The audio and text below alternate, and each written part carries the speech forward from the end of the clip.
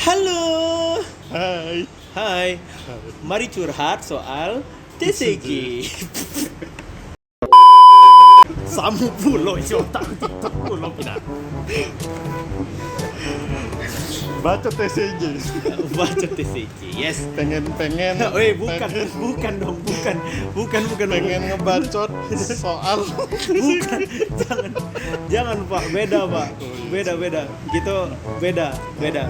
Kalau misalkan kita ada kasus, nah baru boleh gitu. Kayak gitu. Kalau kita ada kasus, baru boleh kayak gitu. Waduh. Jadi hari ini kita bakal ngobrol ngalur aja ya. Ngobrol ngalur aja, bahas soal serba-serbi yang kami rasakan selama bermain TCG. Jadi kami ini termasuk orang baru. Orang baru yang Jangan bully kakak. Jangan bully kakak. Kami termasuk orang baru yang baru merambah ke dunia TCG ini sekitar, ya kalau aku itu aktif baru 8 bulan. Aku 2019 sih baru. Oh, di akhir 2019. Di akhir 2019. Iya, waktu itu lagi hangat-hangatnya Pokemon sih. Nah, lagi hangat-hangatnya Pokemon. Jadi dari situ mulai aktif. Sebenarnya kalau udah di Pokemon nggak terlalu aktif juga sih. Kemarin tuh mainnya mutan, masih bisa nolak lah. Yang kayak, bro main nanti ya, Tapi kalau FAB, enak sih. ayo, yang kayak gitu. Aku juga main ini sih, MTG juga. Main MTG juga. Main FAB. Waktu awal-awal mainnya ini main Pokemon. Habis itu juga sempat nyobain Digimon. Iya benar. Sebenarnya sih ketika ngelihat seluruh, bukan berarti kami nggak main karena nggak suka TCG-nya, enggak. Tapi kami sempat belajar juga. Aku sempat belajar MTG juga. Dan yang pertama kali aku rasain MTG itu sama kayak Duel Master. Ternyata memang Duel Master itu yang bikin MTG kan? Iya. Si Wizard of the Coast. Wah, Wizard of the Coast ternyata sama aku, bro. Kayak teredukasi di situ. Ternyata sama. Yes. Duel Master itu berarti yang lebih simpel, yang pasarnya untuk anak di bawah jembatan. Di bawah Sama aja sih.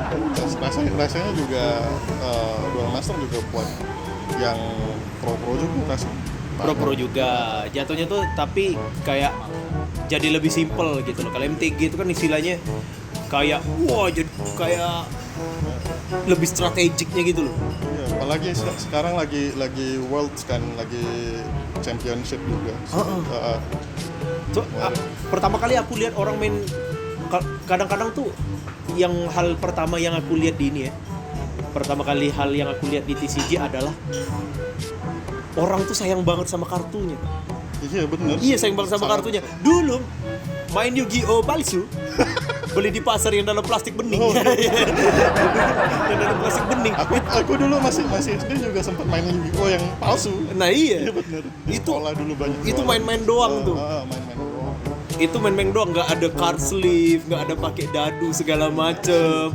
Itu strateginya cuma segedean attack, udah sampai situ aja kan. Efek-efek segala macem, apa itu? Apa itu trap?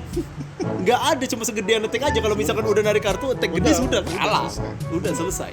Tapi ternyata lebih dari situ, pakai card sleeve, pakai playmat gitu. Dari situ juga kan finally belajar juga kan gimana cara main RPG segala macam. Soalnya kalau di RPG kayak Pokemon pakai segala macam, biasanya kan ada kalau dulu serangan itu serangan doang kan, nggak perlu pakai buff apa segala macam kan. Benar. Kalau sekarang dari belajar TCG ini, aku juga belajar finally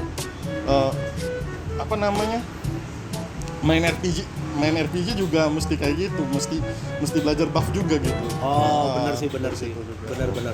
Karena pas pertama kali main RPG tuh aku segalanya. Dulu tuh pas awal-awal main RPG tuh aku tuh termasuk serakah, Pak. Dalam artian seluruh equipment terbaik, seluruh status terbaik itu untuk karakter utama. Ya, aku juga malah seluruh serangan itu cuma serangan doang, nggak ada buff sama sekali. Nggak ada. Makanya ujung-ujungnya jadi heran sendiri kan, kayak wah, kenapa yang lain cuma mati sementara aku tidak ya? jadi kayak gitu kan. Akhirnya belajar di situ. Tapi balik lagi ke TCG, yang orang-orang TCG yang sayang banget dengan kartunya. Setelah belanja singles, baru aku sadar, oh wajar sayang agak mahal. Pertama kali kartu yang paling mahal aku beli di Pokemon waktu itu namanya Life Forest. Tahu. Life Forest harganya 80.000 kan. 80.000. Masuk sleeve itu langsung. Habis itu turun. Habis itu turun jauh. Jadi 5 cus kan. Yes.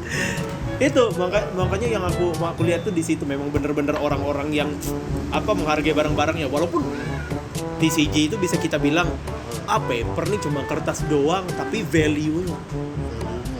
Iya, value kartunya.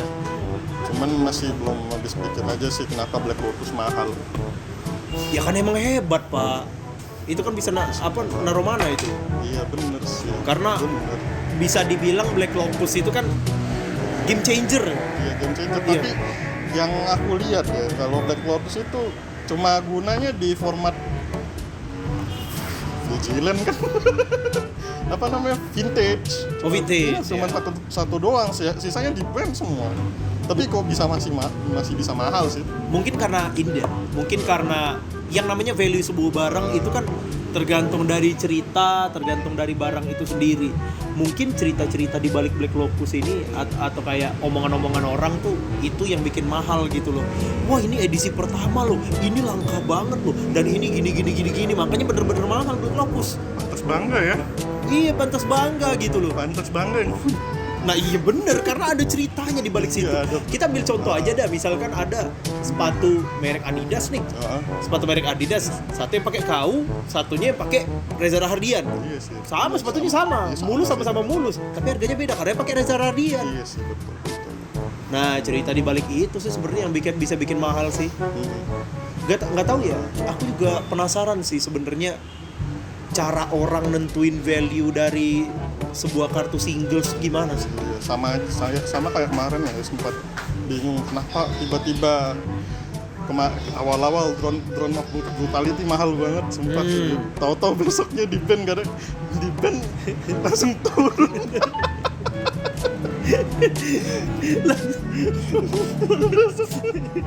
Dari puluhan ribu sampai jadi gratis. itu Drone of Brutality sekarang itu kalau di FAB Drone of Brutality nasibnya sekarang sebagai ini pelapis paket. tapi ini sih jago sih Bang itu. Emang jago. Dia kalau misalkan dibuang ke graveyard balik lagi ke deck, siapa sih nggak pengen kartu itu kan? Emang bener. Nah masih balik lagi situ sih, penasaran cara orang nentuin harganya itu. Apakah di sini ada sebuah diskusi kah? Pas dia nentuin harga gitu loh. Tahu ya. Atau mungkin di balik cerita. Di game sebelah itu kayak di MTG. Itu nentuin meta itu ini nggak tentu juga sih. Yang lagi sekarang meta itu mono green agro sama Evan nih. Evan itu lama banget. Sampai orang yang teman-teman aku mesti lihat dulu. Mesti net decking dulu dia. Mesti net decking dulu. Atau mungkin bisa jadi kartu itu bisa mahal. Itu kayak ada ini loh, ada kayak klasifikasinya. Kayak kuesioner tuh, misalnya ada satu kartu nih. Apakah kartu ini langka? Ya. Apakah kartu ini banyak yang butuh? Ya. Apa kartu ini memiliki lore yang bagus? Ya. Itu kalau misalkan setiap kuesioner, setiap klasifikasi pasti ada harga-harganya tuh. Kalau misalkan langka nambah berapa dolar, ini berapa dolar gitu loh, satu berapa dolar. Mungkin dia tentuin harganya tuh kayak gitu loh. Ini istilahnya tuh sensus tapi buat kartu. Iya, betul. Nah, makanya bisa ditentuin dari situ. Kira-kira nih kalau misalkan dari kamu jujur, pertama kali masuk ke dunia TCG tuh first impression tuh gimana? Ya seru. Serunya di mana seru? Seru, mainnya seru. Cuma mungkin akhir-akhir ini tidak terlalu asik. Karena ya.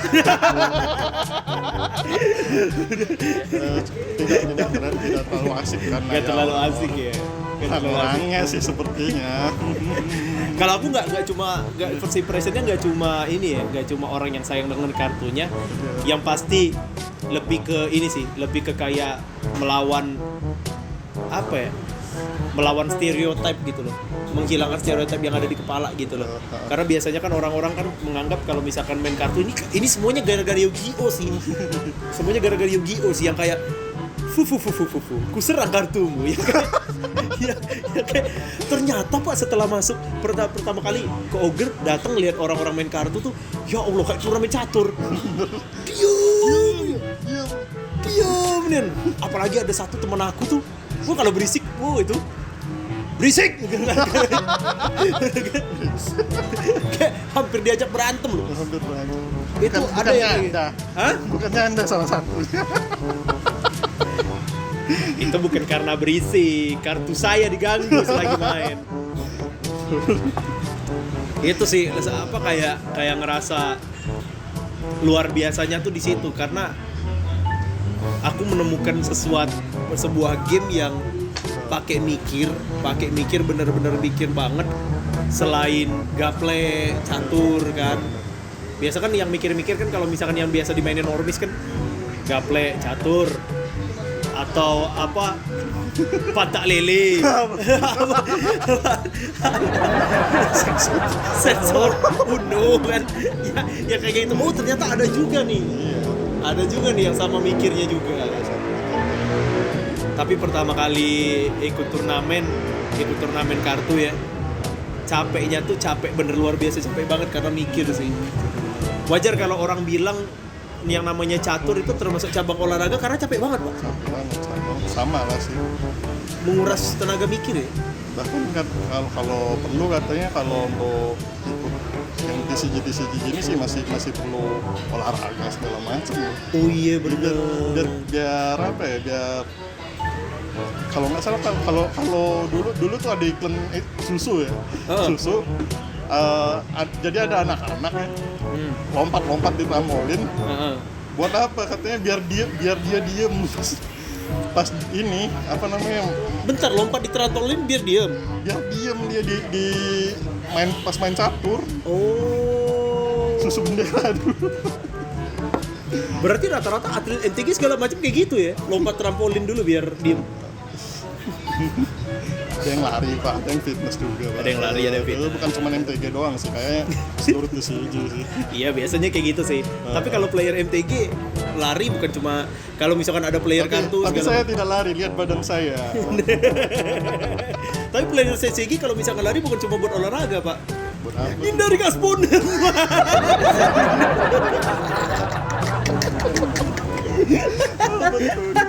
Betul. Tapi itu dia sih. Sekali. Betul sekali. Tapi ya gitulah serba-serbi di dunia TCG ya. Mungkin kami bakal bahas lebih dalam lagi karena hari ini ngobrol yang alur ya seadanya saja. Tapi mungkin di next episode lah di Ngebacet TCG kami bakal bahas. Jujur saja kami hari ini tidak menentukan tema. Makanya tadi tidak ada benang merah. Yang pasti teman-teman thank you yang udah nonton. Semoga menyenangkan ya. Jangan lupa like and subscribe. Thank you and see you next time. Dah. Masih belum biasa kan? Belum biasa kan ya?